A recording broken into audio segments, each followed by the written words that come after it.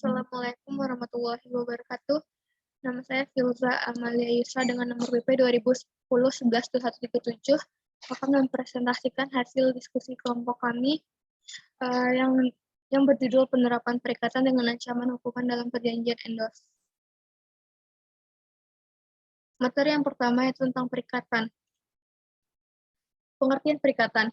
Perikatan merupakan terjemahan dari kata verbintenis yang berasal dari bahasa Belanda atau dalam bahasa Inggrisnya itu binding.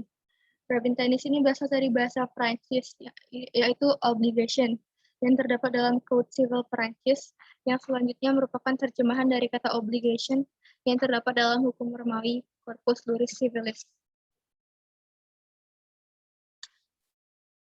Perikatan atau verbintenis menurut Salim HS yaitu perikatan merupakan suatu hubungan antara subjek hukum yang satu dengan subjek hukum yang lainnya dalam bidang harta kekayaan, di mana subjek hukum yang satu itu berhak atas suatu prestasi, sedangkan subjek hukum yang lain berkewajiban untuk memenuhi prestasinya.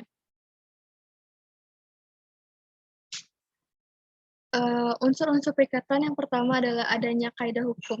Kaidah hukum perikatan dapat dibedakan menjadi dua macam, yaitu yang pertama, kaidah hukum perikatan tertulis, yaitu kaidah hukum yang terdapat dalam peraturan perundang-undangan, traktat, ataupun jurisprudensi.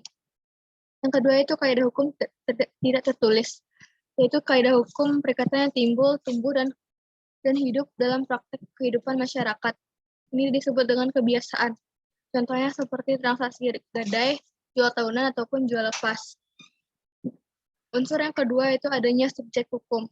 Pada dasarnya, subjek hukum dapat dibagi menjadi dua macam, yaitu manusia dan badan hukum. Subjek hukum dalam hukum perikatan terdiri dari kreditor dan debitor. Kreditor adalah orang yang mau ataupun badan hukum yang berhak atas prestasi. Sedangkan debitor adalah orang atau badan hukum yang berkewajiban untuk memenuhi prestasi. Unsur yang ketiga yaitu adanya prestasi. Prestasi adalah apa yang menjadi hak kreditor dan kewajiban debitor. Prestasi itu terdiri dari yang pertama itu memberikan sesuatu, berbuat sesuatu, dan tidak berbuat. Yang kedua itu dapat ditentukan. Yang ketiga itu prestasi itu mungkin dan diperkenankan. Dan unsur yang keempat yaitu prestasi dapat terdiri dari suatu perbuatan saja dan terus-menerus. Unsur yang keempat yaitu dalam bidang harta kekayaan. Harta kekayaan adalah menyangkut hak dan kewajiban yang punya nilai uang. Harta kekayaan itu bentuknya berwujud dan tidak berwujud. Selanjutnya yaitu tentang poin prestasi. Poin prestasi adalah tidak memenuhinya atau lalai melaksanakan kewajiban sebagaimana yang telah ditentukan dalam perjanjian yang dibuat antara kreditor dengan debitor. Akibat adanya prestasi, poin prestasi adalah yang pertama adalah perikatan itu tetap ada. Yang kedua, debitor harus membayar ganti rugi kepada kreditor. Ini ada dalam pasal 1243 KUH Perdata. Akibat yang ketiga yaitu beban risiko beralih untuk kerugian debitor jika halangan itu timbul setelah debitor UN prestasi. Kecuali bila adanya kesengajaan atau kesalahan besar dari pihak kreditor.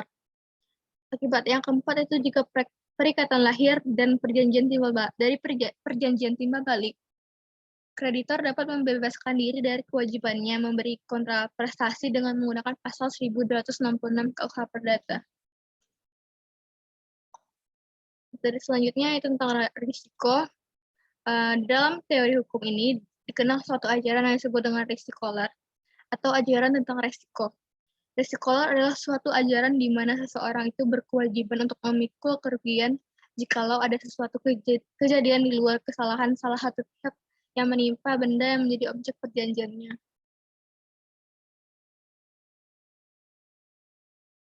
Yang keempat itu penerapan perikatan dengan ancaman hukuman dalam perjanjian endorse. Itu pertama hubungan perikatan dengan perjanjian. Agar lebih memahami dasar hubungan perikatan dan perjanjian sebenarnya punya hubungan satu sama lain. Yaitu perjanjian itu merupakan salah satunya timbul perikatan di samping hal lain. Ini dijelaskan dalam pasal 1233 bahwa suatu perikatan itu dapat lahir dari sebuah perjanjian dan undang-undang. Syarat-syarat perjanjian itu adanya kata sepakat, cakap, adanya objek tertentu, dan suatu sebab yang halal. Yang selanjutnya itu perikatan dengan ancaman hukuman. KUH Perdata menempatkan suatu perjanjian itu disertai ancaman dan pasal 1249 KUH Perdata yang disebut ganti rugi. Penerapan ancaman hukuman dengan perjanjian endorse ini bertujuan untuk menjamin jalannya perjanjian. Demikian juga dengan ganti rugi untuk mendorong menyadarkan pihak-pihak dalam pelaksanaan perjanjian. Selanjutnya itu penerapan perjanjian endorse. Hal yang perlu dimaksudkan dalam pembuatan perjanjian endorse dapat dilakukan baik secara digital maupun secara tertulis. Antara lain seperti yang pertama itu para pihak. Dalam perjanjian ini diwajibkan menulis para pihak, baik pihak pembisnis maupun pihak endorse dengan mencantumkan kedudukan hukum yang jelas antara masing-masing pihak. Yang kedua itu definisi. Definisi ini merupakan penjelasan dari produk yang akan di-endorse, apakah berupa produk barang ataupun jasa. Yang ketiga yaitu pernyataan dan jaminan. Dalam perjanjian harus ada jaminan atau pernyataan bahwa produk ataupun jasa itu memiliki legalitas hukum yang jelas. Yang keempat itu isi kontrak dan waktu. Ini menjelaskan isi, maksud, dan tujuan perjanjian tersebut dan berapa lama waktu pengikat perjanjian itu.